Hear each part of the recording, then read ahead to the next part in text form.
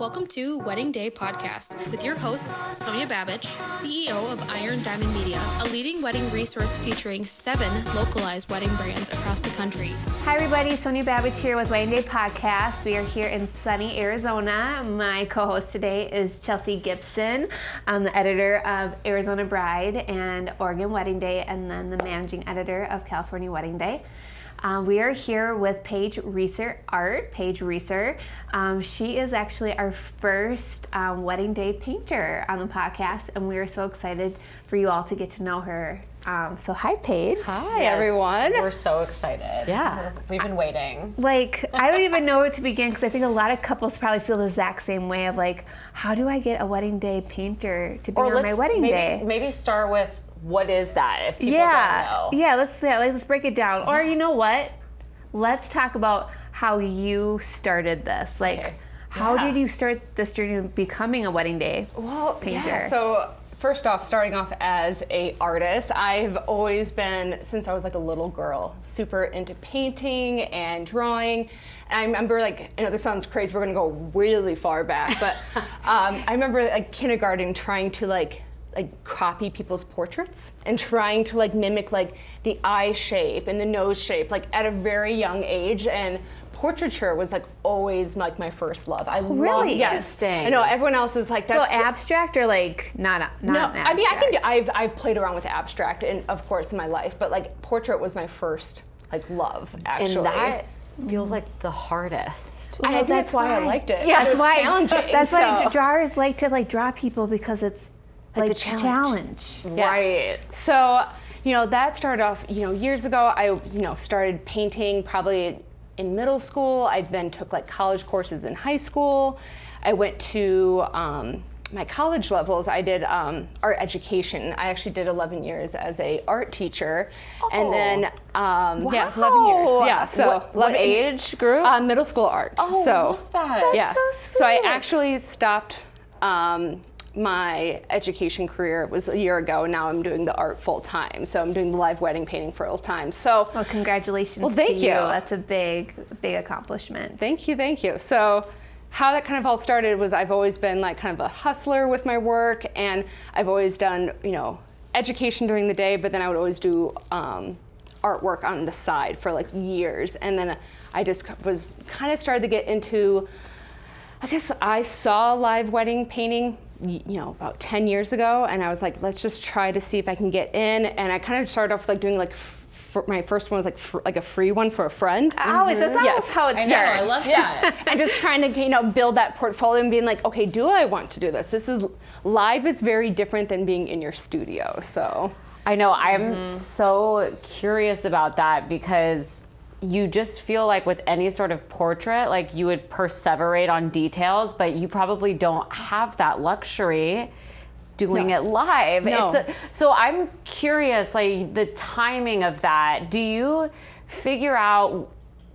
know beforehand which scene you're painting exactly, and sort of what's the process from start to finish to like from consultation to delivering the end product? Yeah, so kind of with my couples, usually, they inquire. I usually, before we like kind of send out like a full quote, I actually do like a full consultation, whether it is a virtual call or a phone call, but I usually like the virtual calls, because then they can see me face to face. I think live wedding. And you're also interviewing them. Yes, so I think it's best for them to kind of see not only like my style, which they have seen, but I think they want to see my personality. I think live painting is supposed to be like a form of entertainment. I think I want them to see that I'm personable with guests, that I have a good high energy. So with that consultation, I kind of will go over like what they're looking, and then like what kind of size canvas would work best. Of course, when I'm looking up venues with like, as they're telling me what venue, sometimes I've been there, sometimes I might just have to do a quick Google search, but then we kind of start to have an idea. But for venues that I have not been to, I'm like, I will have to figure it out on the spot. So there's a consultation process where I have to tell them, like you have to have a little bit of flexibility with that. Like, okay, yes, we want like this scenery, but hey, until I get there, I kind of don't know what it's going to exactly look like. Or they share they want this moment. Yes. I'm sure you get that too. Yes, I get those moments. Sometimes I feel like I try to gear them towards, a lot of my couples sometimes don't even know what moment they want. So it's A lot like, of times because they don't know. They picture what the moment is sometimes too, and then it's not the moment that does the magic either. Yeah, so trying to have, capturing what they want, but then also kind of like allowing that flexibility. So kind of knowing couples that like, hey, art is supposed to be not like, I guess printmaking. Planned, It's not pre-planned, but it's kind of letting the evolution of the artwork come out as well. So, so that's kind of like how the process, and then when I get to on site, I'm usually sketching, or I like to call like my brain sketch, where I'm like thinking of how it will look. So sometimes I'll get to like on site and I'm like usually looking at a scene for like 30 minutes before I even start. So. Wow. Yeah. It's such a cool type of brain. But once you see the moment and the scene, you get excited. Oh yeah. Because it's a challenge. So how fast do you like go from start to finish once you start painting? So I have gotten extremely fast to the point where, depending on my smaller packages, I would say I finish in 5 hours, but like I'm probably on site for 7 hours. Oh. But then my bigger ones, I can be 8 to 7. Usually I'm pretty much completing that night. I had That's no amazing. idea that you were on site that long. Yeah. That's amazing. Yeah. Let's talk about like canvases. Like that's another thing, because you have to paint more the bigger the canvas. Yes. So what is the average like sizes that you recommend? So my smallest package is an 18 by 24. I actually find that the smaller it goes, the harder, because there's too much small details that you're trying to pack in. So 18 by 24, and I usually do it vertical, and then I have had go all the way up to 30 by 40, which is like That's big. big. Yes. I love that. So- And of course, the obvious thing about all of this, which is just incredible, is that you have this amazing keepsake. And Yeah. it's not kitschy. It's not something that you don't want to put out. It's like something super cool and representative of your day. Yeah. Yeah. Which I wish I had one. I know, that wasn't in when we got married. Wasn't in. It's like not even like a keepsake, but it's like could be like generational. I love it. Like when you think of like artwork, like I have pieces that are like from my grandpa that I still have. Like I'm not trying to think that my paintings are gonna last like that long, but it's kind of like very emotional to kind of think about like these are in people's homes. Like I've had almost 100 couples. Well, now. think about it. Like that was made with like care and love on that day, and around love energy while you're painting too with everybody live. Live, like taking in that energy, like you said, and that I just think it's because, like, everything that people sign, like you're sort of like, what are you gonna do with this? I mean, you still want a guest book, but like this is a cool memento to have, like that I would want to have in my house and pass on for generations. Like tones. How do you decide tones on a wedding day? Like, have you do black and white? You know what? Surprisingly, I've not done a black and white, but that actually would be like kind of cool. Super Because it's cool. like kind of timeless, and I like love black and white photography. Yeah. That would be rad. I have I love not, that. so you've just given me an idea. So, Please, That's what our creative energies do. and to be honest, it would probably be easier because I just work with black and white. But it would be very interesting because like how I kind of construct like because it's not like a life painting. I'm not having the couple be there for 8 hours standing. I'm usually kind of snipping like 3 or 4 photos together kind of to help come it up in my mind of how the scene will go. So it'd be really interesting how they do black and white because but So like in the paintings, do you purposely like, do they tell you, hey, I really want my grandpa to be painted in this picture, or my mom or best friend? Like, how does those conversations happen? So like, during consultation, I kind of they can add on like if they want like another family member or if they want kids or like dogs and cats or been right. coming up. I was going to ask. I actually think the dogs and cats are bigger than the family members. I'm to sure. be honest. Funny.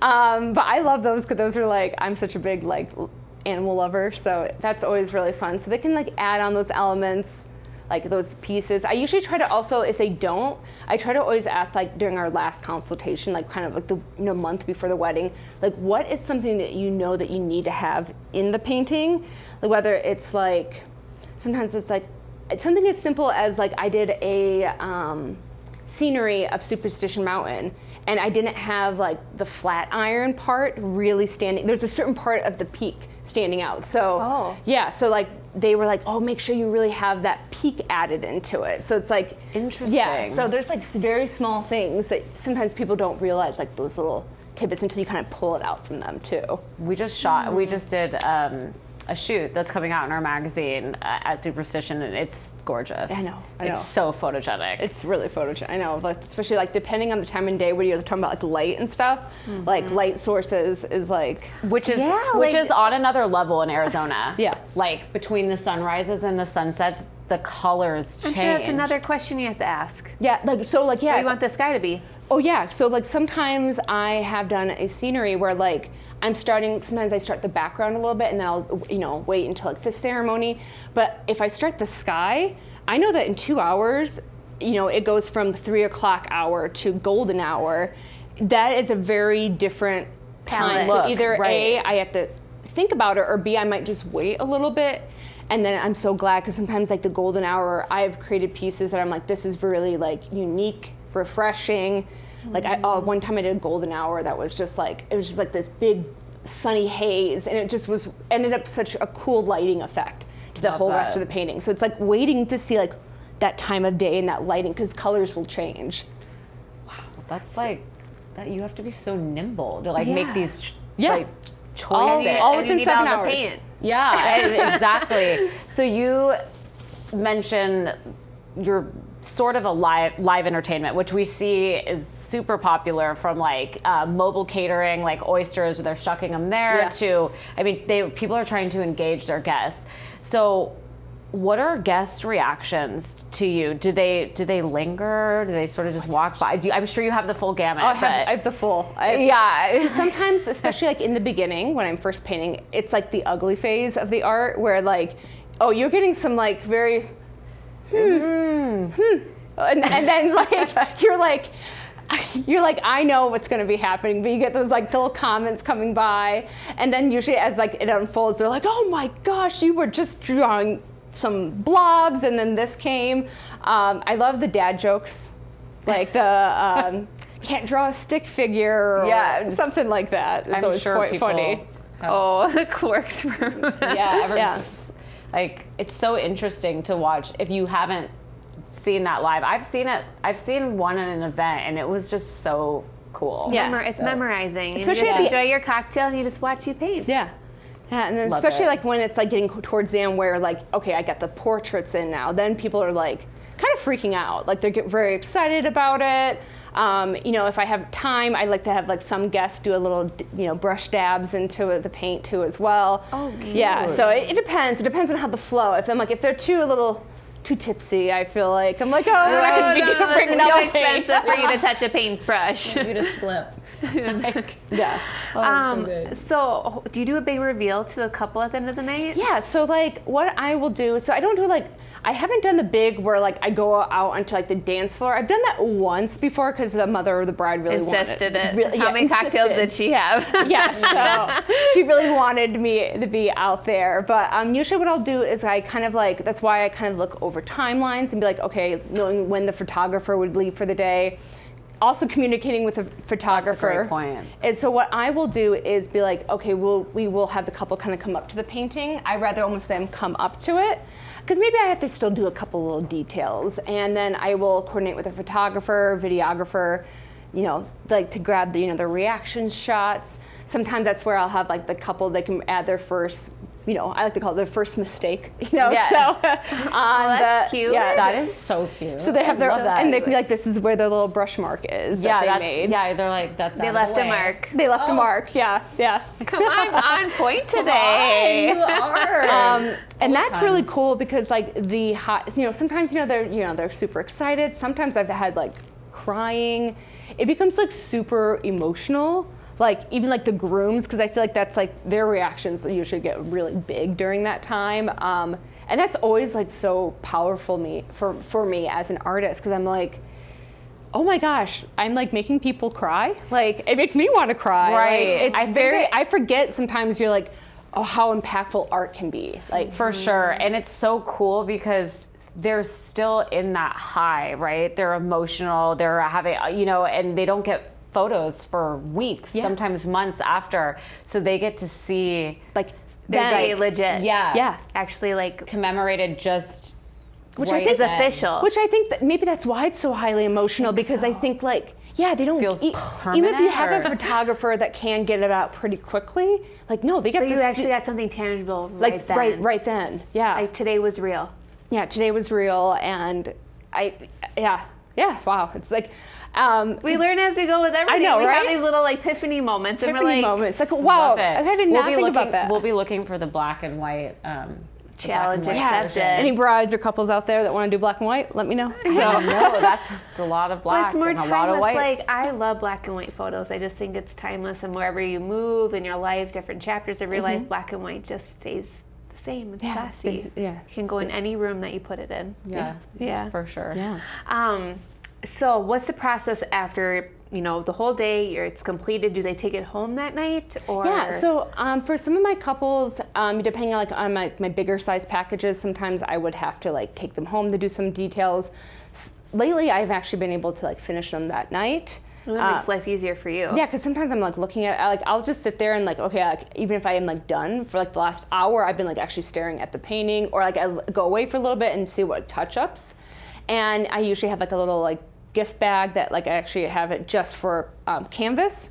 So it's like they get their own canvas. I figure out if they're maybe like put it in, like if they're like at a suite at a, like the resort, I'll go put it in their room. Oh, yeah. So then it's kind of like, I love that. yeah. So that will happen. That is so cool. So like, what a good do you, moment. of course, being an artist, do you put it on? How do you prop it up? So what I do have you a do? bag. I have a bag that like has like a bow that I'll put on it, and it's not It has like my wet? no, it's not wet. So I'm acrylic artist. So acrylic will Dries dry really fast. Yeah, acrylic I can dries usually, especially in Arizona, it's like dries in a few minutes. So That's why It's usually amazing. in acrylic, like if you want to do a one piece, like you are going. Oh, that's what you were saying earlier. Yeah, you never want to come back because your palette, it's hard to match the same colors to keep it going. yeah, but yeah. So I'm. It's an just my acrylic artist. opinion. Yeah. It's just my opinion. I can match him. So I know, Yeah. I could do that. That's so interesting. So yeah, they have like their piece right when they walk in. Yeah, to and their- it's better to blend too while it's all wet and just keep going and flying. yeah. So. I love that. Yeah, and then for some couples, they might come and like we'll do like a pickup time, because sometimes they're like, well, none of my family's really going to keep it safe. We're all kind of drinking or whatever. Right, so right. sometimes we'll do like a pickup afterwards too as well. So, but there's some couples that I'm like, it's really cool that they get to like kind of like that night up, get to like look at it the next morning. I figure like that's kind of like romantic in my opinion. Yeah, and So study it and just very reminisce about the next day. I know, I love that. I know. What has like been some of the challenges that have like through this process that have come up that you've like had a curveball? I should say curveball, and you just have conquered that curveball.